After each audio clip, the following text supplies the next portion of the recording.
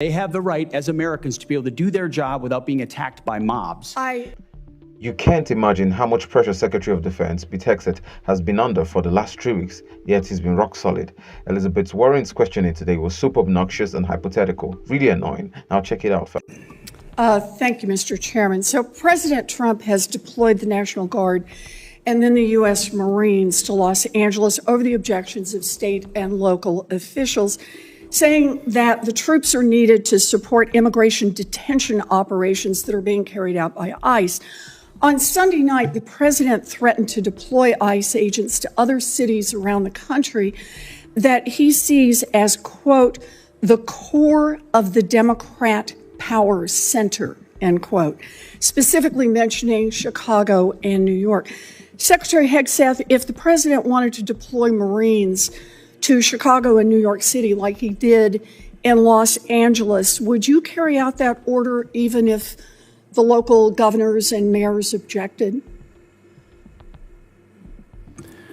Well, Senator, because Governor Newsom was unwilling to address That's not my protecting question. federal law enforcement agents in Los Angeles, President Trump had all the authorities and the Defense Department happily supported defending our ICE agents in the conduct of their job. They have the right as Americans to be able to do their job without being attacked by mobs. And we will protect them in that process. And if other states needed it, we would provide that. I know that you heard my question. So you would be willing to send troops if the president ordered it to Chicago, New York City? That's right. Well, thankfully, New York City, unlike California, unlike Gavin Newsom, is willing to step up and address the issue with their local law enforcement. I will take that as a yes. How about if the president says he wants to send troops to 15 cities?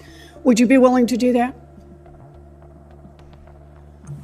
Senator, I don't accept your hypothetical because it's That's a hypothetical. Not a real That's one. the question. You're the Secretary of Defense. Would you send troops to 15 cities if the president said do it? Would you do it? 15 cities. Again, Senator, it's a complete hypothetical lacking any context Look, at all.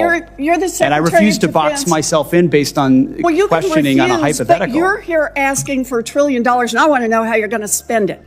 We're talking about real issues here. The US has been under obviously sponsored protests, and all this bench of congressmen can think of are hypothetical questions. Pretty much shows how unrealistic these folks are. And so my question is, if Donald Trump tells you to send troops to 15 American cities, are you going to spend the money and send the troops?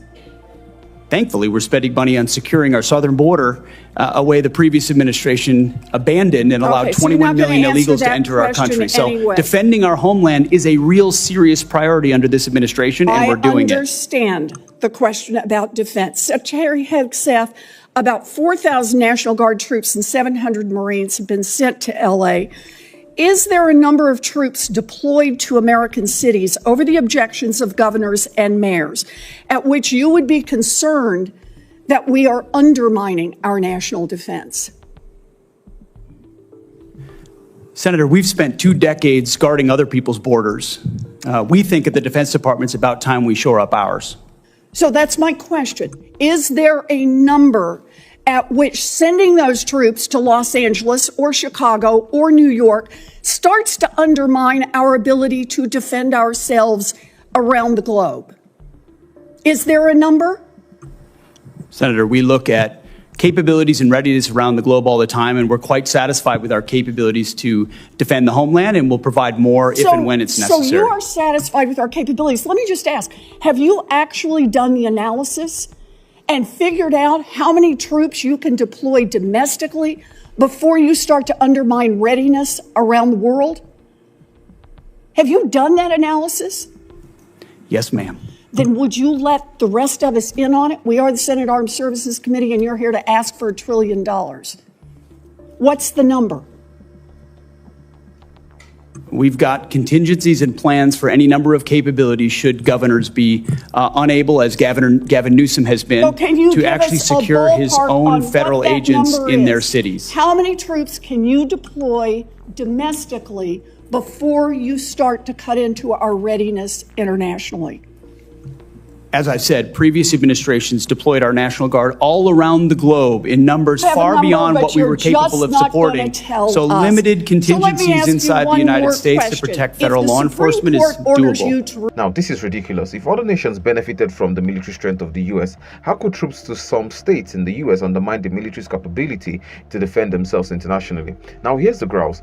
The Democrat governors are unhappy with President Trump's decision to send the army to quell the anti-ICE protests, totally disregarding the opinion. At this point, it's obvious that the Dems would rather engage in the power tussle than engage in common sense. And I mean, this is expected from people like the Dems.